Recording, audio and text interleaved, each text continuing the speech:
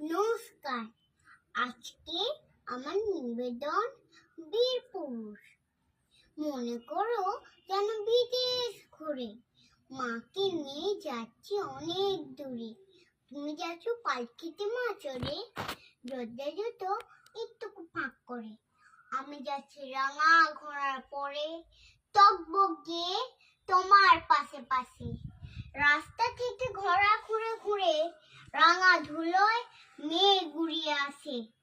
সন্ধে হলো, সূর্যের নামে পাতে, এলেম যেন জোড়া দিকের মাঠে। ধুধু করে যে দিক পানে চায়, কোনোখানেই জনমানব নাই। তুমি যেন আপন মনে তাই ভয় পেয়েছো, ভাবছো এলেন কোথায়?